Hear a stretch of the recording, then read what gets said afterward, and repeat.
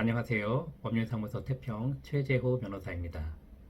개인 파산은 모든 빚을 탕감받는 면책을 받기 위한 것이므로 면책을 받기 위해서는 어떤 조건이 필요한지, 무슨 사유에 해당하면 면책이 되지 못하는지 궁금하실 겁니다. 이번에는 개인 파산 면책 불허가 사유, 즉 어떤 경우에 면책을 받을 수 없는지에 대해 알아보겠습니다. 채무자회생법은 면책 불허가 사유를 상세하게 규정하고 있습니다. 1. 파산의 선고를 지연시킬 목적으로 신용거래로 상품을 구입하여 현저히 불이익한 조건으로 이를 처분하는 행위. 예를 들어 신용카드로 가전제품 또는 상품권을 구입함과 동시에 할인 매각하여 현금으로 융통하는 행위를 들 수 있습니다. 2.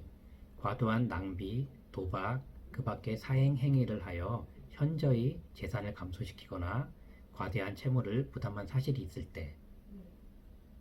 3. 파산 재단에 속하는 재산을 은닉 또는 손괴하거나 채권자에게 불이익하게 처분하는 행위.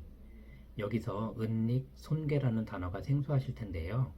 은닉은 숨긴다는 것이고 손괴는 망가뜨리는 것을 말합니다.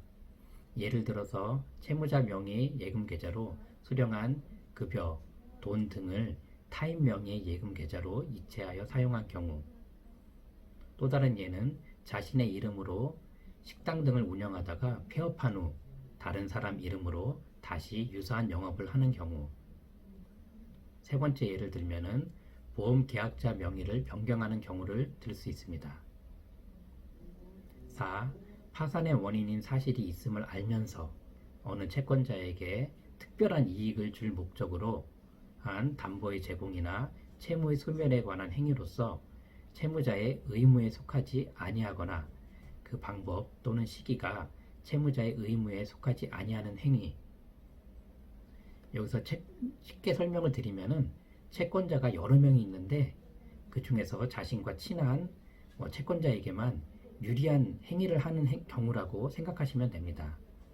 예를 들어서 지급불능 상태에서 채권자 중 특정인에게 채무자 소유 부동산의 근저당권을 설정하는 행위. 또 다른 예는 개인 채권자 중 일부에게 식당 임대차 보증금과 운영권을 양도하는 행위. 또 다른 예를 들면은 지급불능 상태에서 물품 대금 채무 변제에 가름하여 재고 물품 등을 일괄 양도한 경우를 들 수 있습니다. 5. 허위의 채권자 목록, 그 밖에 신청 서류를 제출하거나 법원에 그 재산 상태에 관하여 허위의 진술을 한 때, 예를 들어 채무자가 토지를 보유하고 있음에도 재산 목록에 부동산이 없다고 기재한 경우, 채무자가 임대차 보증금 채권이 있음에도 불구하고 재산 목록에 없다고 기재한 경우, 채무자가 임금채권, 공사대금 채권 등이 있음에도 불구하고 재산 목록에 없다고 기재한 경우를 들 수 있습니다.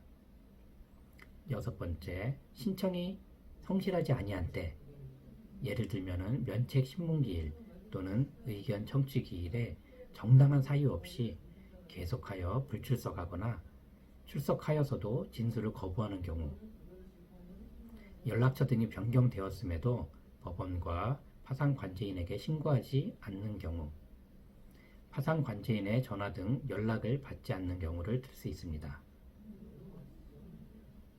이와 같은 면책 불허가 사유에 해당하지 않으면 면책 허가를 받고 채무 변제 책임을 면제받을 수 있습니다.